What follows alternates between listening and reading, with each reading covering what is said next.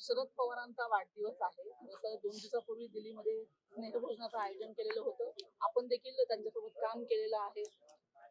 काय त्यांना शुभेच्छा द्याल? साहेब हे लोकनेते आहेत. गेल्या अनेक वर्षांपासून संसदीय राजकारण असेल, राज्याचं राजकारण असेल, देशाचं राजकारण असेल आणि नॉनस्टॉप 85व्या वर्षी सुद्धा साहेब तितक्याच ताकदीनं काम करतायत. त्यामुळे आदरणीय साहेबांना शतायुषी होण्याच्या सर्वांकडून शुभेच्छा, राज्यभरातून शुभेच्छा येतात. आम्ही त्यांच्या मार्गदर्शनात काम करू शकलो हे आमचं भाग्य आम्ही समजतो आणि पवार साहेबांसारखं आधारवड राजकारणात मिळणं हे फार कमी लोकांच्या नशिबी असतं. आम्ही त्या नशीबवानांपैकी एक आहोत. आज साहेबांचा 85वा वाढदिवस, त्यानिमित्त त्यांना भरभरून शुभेच्छा आम्ही ट्विटरद्वारे किंवा जे आमच्याकडून शक्य असेल त्याद्वारे देतो. दिल्लीमध्ये जे स्नेहभोजनाचं आयोजन होतं त्यानिमित्ताने पुन्हा एकदा 2 राष्ट्रवादी एकत्र येतील अशी चर्चा सुरू होती. आज त्यांचा वाढदिवस आहे, या निमित्ताने तुम्ही काय सांगाल? 2 राष्ट्रवादी एकत्र येतील? साहेबांच्या दिल्लीच्या निवासस्थानी सर्वांना निमंत्रित केलं गेलं होतं आणि त्यामध्ये तो स्नेहभोजनाचाच कार्यक्रम होता. त्याला कुठला राजकीय अन्वयार्थ असेल असं मला वाटत नाही. आणि दोन्ही राष्ट्रवादी एकत्र येण्याबद्दल जे तुम्ही आता प्रश्न विचारलाय त्यावर अंतिम निर्णय आदरणीय पवार साहेब आणि आदरणीय अजितदादाच घेऊ शकतात. पण तुम्हाला वाटतं का एकत्रित आलं पाहिजे? प्रत्येक राष्ट्रवादी काँग्रेस पक्षाच्या प्रत्येक कार्यकर्त्याला वाटतं की दोन्ही राष्ट्रवादी एकत्र आल्या पाहिजे, पण अर्थातच तो निर्णय हा वरिष्ठांचा आहे. गडकरी साहेब, सत्ताधाऱ्यांना निधी मिळतोय आणि विरोधकांना निधी मिळत नाही अशी बोलून स्थानिक आमदार विकास निधी मिळतो ना विरोधकांना. त्यांचा जो हक्काचा निधी आहे 5 कोटी रुपये वर्षाला, तो स्थानिक आमदार विकास निधी मिळतो. काही लोकांनी काल अजितदादांकडे, काही आमदारांनी तशी खंत व्यक्त करून दाखवली की आम्ही सुद्धा 5-5 लाख लोकांच्या प्रतिनिधित्व करतो, त्या निवडून येतो त्या मतदारसंघामध्ये, तर आम्हाला इतर लेखाशीर्षांतर्गत पण निधी मिळावा. आता त्यामध्ये तिघही मिळून म्हणजे मुख्यमंत्री आणि उपमुख्यमंत्री मिळून ठरवतील, कोणावरही अन्याय होणार नाही. पण स्थानिक आमदार विकास निधी मात्र सर्वांना पूर्ण येतो. कुठला विरोधी पक्षातला आमदार असेल तर त्यांना विचारा, त्यांच्या हक्काचा निधी त्यांना भेटतो. काल रवींद्र चव्हाण आणि एकनाथ शिंदे यांच्यामध्ये बैठक पार पडली आणि महत्वाच्या ज्या महापालिका आहेत त्या महायुतीतच लढायच्या असा निर्णय झाल्याचं त्यांनी सांगितलं. बरोबर. रवींद्र चव्हाण साहेबांनी कालचं जे त्यांचं स्टेटमेंट आहे ते महायुतीच्या दृष्टीने अत्यंत महत्वाचं आहे. प्रत्येक महानगरपालिका, त्यामध्ये मुंबई आली, ठाणे पण आली, ही महायुती आम्ही म्हणून एकत्र लढणार आहोत. किंवा काल आमची राष्ट्रवादी काँग्रेस पक्षाची जी बैठक संपन्न झाली त्यामध्ये सुद्धा आगामी सर्व निवडणुका महायुती म्हणून एकत्र लढण्याचाच निर्णय घेतला गेलेला आहे. पण जर कुठं असं वाटलं की स्थानिक ठिकाणी काही वेगळी युती करायची तर तो सर्वस्वी अधिकार त्या महानगरपालिकेतील तिथल्या पक्षाच्या वरिष्ठांना राहणार, म्हणजे जिल्ह्याच्या. केंद्रीय गृहमंत्री शिवराज पाटील चाकूरकर यांचं निधन झालंय. शिवराज पाटील चाकूरकर साहेबांनी पण अनेक वर्ष देशाचं राजकारण केलं. ते केंद्रीय गृहमंत्री होते. आज त्यांच्या निधनानं राजकारणामध्ये एक पोकळी निर्माण झाली. 2 दिवसांपूर्वी बाबा आढाव यांच्या निधनानं कामगारांचा आवाज हरवला आणि त्यांना भावपूर्ण श्रद्धांजली शिवराज पाटील चाकूरकर साहेबांना आणि बाबा आढाव यांना आम्ही दिलेली आहे. आणि निश्चितच त्यांच्या जाण्यानं राजकारणातला एक कोहिनूर हरवला. सर, नाशिक महानगरपालिकेने एक प्रेस नोट काढलेली आहे. आपण जर पाहिलं तर सिंहस्थ जो कुंभमेळा होणार आहे त्यासाठी नवीन मल्ल निसर्ग जो केंद्र आहे त्यासाठी जवळपास 1600 झाडे आहेत ती तोडण्यासाठी मंजुरी दिलेली आहे.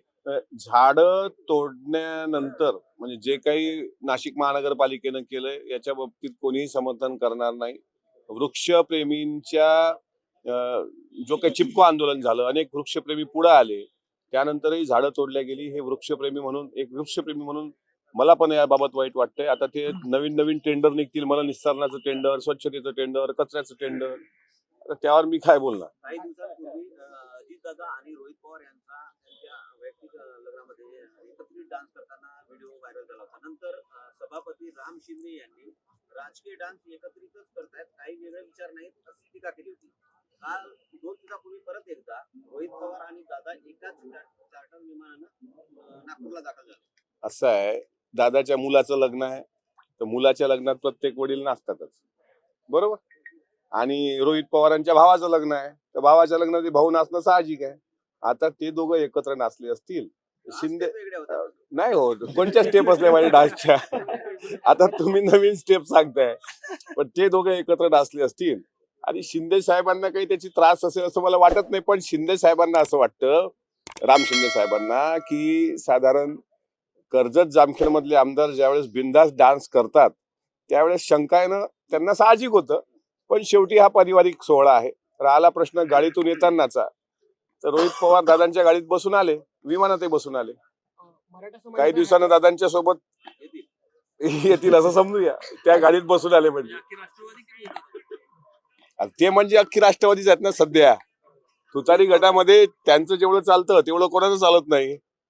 शशिकांत शिंदे प्रदेशाध्यक्ष काय ते एक मिनिट आहे. शशिकांत शिंदे प्रदेशाध्यक्ष आहेत ना. पण स्टेरिंग त्यांच्या हाती आहे ना. शिंदे साहेब जरी प्रदेशाध्यक्ष असले तरी युवा नेते म्हणून काल परवा कोणाची तरी एक मुलाखत मी पाहिली, त्यामध्ये सुद्धा पवार साहेबांच्या पक्षामध्ये सगळा पक्ष युवा नेते कोण चालवत आहे ते सगळ्यांना माहित आहे. त्यामुळे ते दादांसोबत बसून आले म्हणजे थोडा थांबा, काहीतरी वेगळं होईल. हा रवींद्र चव्हाण यांची थोड्या वेळापूर्वी सांगा. पत्रकार परिषद झाली. त्यांचं असं म्हणणं होतं की काही लोकांना सगळं सांगायची सवय असते. दिल्लीमध्ये जे काय? कायम एकनाथ शिंदे शिंदे कायम टोला दिल्लीवारी लगावलाय. करत असतात. हा रवींद्र चव्हाण यांनी असं म्हटलेलं आहे की काही लोकांना सगळं सांगायची सवय असते.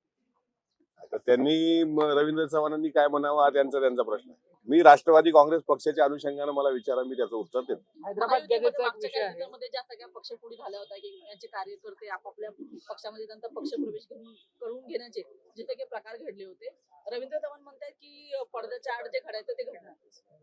नाही, आता असं आहे की महायुतीमध्ये तिन्ही पक्ष आम्ही एकत्र आहोत. प्रत्येकाला वाटतं आपला पक्ष वाढला पाहिजे, वाढवला गेला पाहिजे.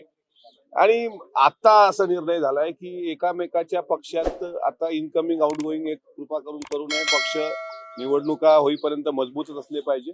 राहिला प्रश्न पडद्यामागून जे होण्याचा, तर पडद्यामागचं उत्तरच सांगतो.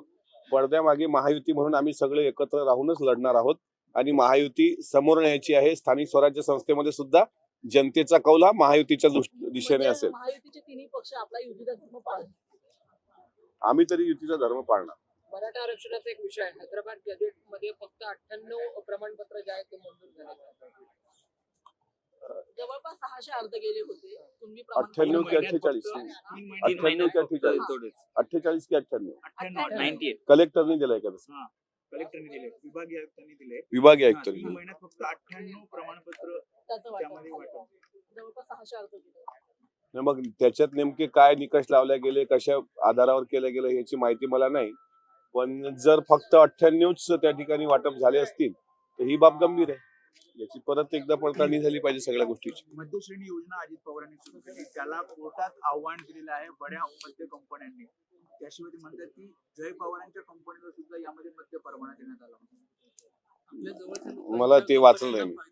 यासाठी अजित पवारांना मध्य धोरण आणलं. जय पवार असतील, कडे असतील, जयंत पाटील असतील, या सर्व मंडळींना परवाने देण्याचं काम त्यांनी केलं. अशा प्रकारचं कंपन्यांचं म्हणणं आहे. त्यामध्ये याचिका दाखल केली की त्यांच्यामुळे आमचं नुकसान होतं. कोण्या कंपन्यांनी? मला मी खरं सांगतो, या मध्य धोरणाबाबत आणि ज्या कंपन्यांनी याचिका दाखल केली त्याबाबत मला माहित नाही. आणि जर तसं काही असेल तर दादा तुम्हाला माहित आहे अलीकडे काय झालं की अजितदादाचं नाव कुठेही आलं की त्याला टार्गेट करण्याचं एक फारच मोठी यंत्रणा कामाला लागलेली आहे. आता ती यंत्रणा कोणी कामाला लावली, कशी कामाला लागली हा विषय नंतरचा आहे. तो योग्य वेळी आम्ही सांगणारच आहोत.